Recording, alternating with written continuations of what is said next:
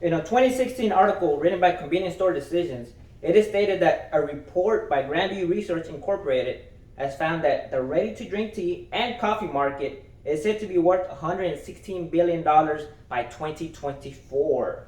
Like Fast Tracks, we're in the business to make money and grow exponentially. As the Chief Executive Officer for Beam Me Up Company, which is a startup coffee company that has unique out-of-this-world flavors, I'm here to reassure you why investing in our coffee company will give you the profits and growth that Fast Tracks desires. Today we'll be going over the market and variables within that Fast Tracks needs to concentrate on. The following are the 3 areas in the market that need to be considered: demographics, psychographics, and description of target consumers. The first thing to consider is the demographics of the market, that in which the stores will be expanding in South Texas. Population is an important key to success in order for expansion and growth, and there are cities that have grown exponentially, while there's others that have not. As you can see in the data provided by City Data, there are many cities that have grown since 2000 during the last decade, and that have grown very, very much, at least 25%. The ones in stars are the ones that have grown exponentially, like Sugar Land, Rosenberg, Rockport, and Cuero. Okay. And the next thing to consider is the income. The income of each city has substantial income growth within the last decade. In the data provided by City Data, each city has substantial income growth within the last 2 decades. As you can see in this graph, these are the median household incomes within the last 19 years. And again, as you can see, even with the small cities, Cuero, Beeville, Yoakum, Richmond, all you see is from 2000, the growth of all these incomes, household incomes, within those cities. In an article written by Baltasar with CSP Daily News, coffee and hot dispensed beverages can account for more than 30% of all convenience store sales, generating $3.5 billion in sales. Now that's crazy. That's a lot of money. The market for coffee is boosting demands due to the rise of disposable incomes. Alrighty, the next thing that we should consider is the ethnicity. The ethnicity of the South Texas cities consists primarily of white, Hispanic, Black, Asian, and other. Now, other consists of American Indian or 2 or more races. As you can see by the data provided and obviously circled, every city has a majority of white ethnicity followed by Hispanic ethnicity or vice versa respectively. As you can see, Bay City, Beeville, El Campo, Puerto La Vaca, all the ones on this side have Hispanic majority ethnicity, while on the left side it shows that these cities have white majority ethnicity. Now there are a few like Sugar Land and Warren that do have, for example, Sugar Land has a majority Asian and Warren has a majority Black.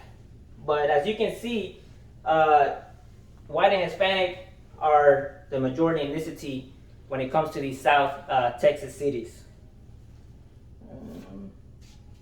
The National Coffee Drinking Trends 2013 market study shows that of the Hispanic Americans surveyed, 76% had drank coffee the previous day. That's compared to 47% of African Americans and 64% of Caucasian Americans. This can correlate with decisions on what the focus should be for Fast Track. In addition to the demographics of the market, there's another segment that must be considered. And that next segment is psychographics. The psychographics within South Texas cities. The lifestyle habits of South Texas consumers and the reasons why they go inside a convenience store. Well, according to the National Coffee Association of 2021 and the data trends, Americans drink nearly 3 cups a day per coffee drinker. This equals to 646 million cups of coffee per day. That's a lot of coffee, and that's a lot of potential and a lot of money. A National Association of Convenience Stores 2018 study also revealed that 53% of shoppers went inside the store to purchase a drink or beverage. Of those shoppers that went inside the store, the year their age average was between 18 to 49, and they're more likely to buy a drink or beverage of some sort. So if we can install our coffee in there, it can really help fast track growth. The next thing we need to consider are consumers are looking for freshness and coffee variety when it comes to coffee brand preferences. Consumers want more choices, as stated in a convenience store decision article on hot dispensed beverages, more coffee, more condiments, more freshness, more choices, and quite obviously, more satisfaction from their daily brew. Everybody wants choices, and they want to be, just wowed with different types of coffees. Multiple blends and higher quality products can gain loyalty and entice many different types of customers. One thing also to consider, though, is app usage. App usage also has to be taken into account, as many consumers use apps to order their favorite coffee.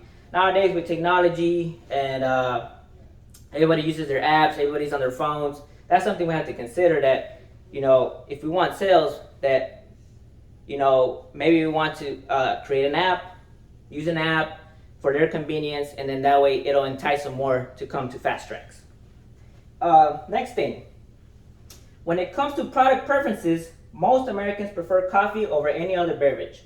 The National Coffee Data Trends from the National Coffee Association of 2021 highlights that 58% of people prefer coffee over juice, tap water, tea, or soda. That's a lot of people.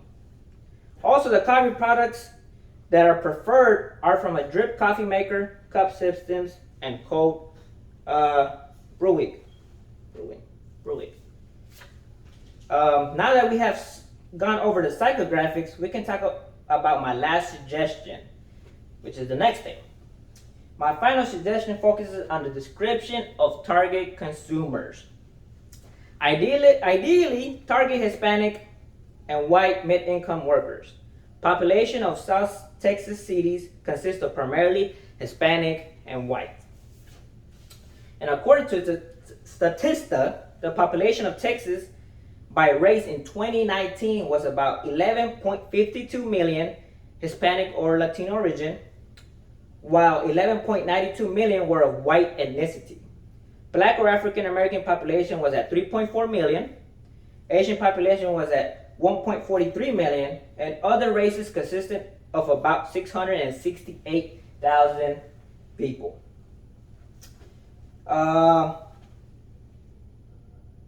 Consumers also want high caffeine, premium coffee, and a variety of brews. Due to the COVID-19 pandemic, Americans are trying and embracing new coffee customs. The National Coffee Association of 2021 data shows that at least 41% of people had tried a new coffee during the pandemic, while 25% bought new types of coffee. Obviously, during the pandemic, people are trying new things, they get tired of the same thing, and this is where we need to capitalize and take advantage of it. This is a great opportunity and a time for new coffee market to be introduced, like Bean Me Up.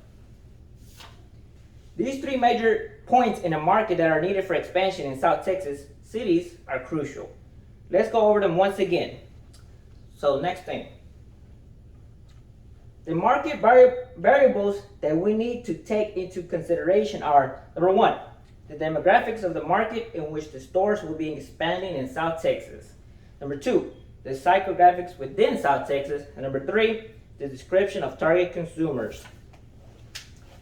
Most of the client market will be based on white and Hispanic, with Black, Asian, and other other ethnicities following lead. Coffee is America's cup of energy, and as population increases in smaller South Texas, the need for coffee will increase. Fast Tracks partnered with Bean Me Up can meet the demand, and we can grow together.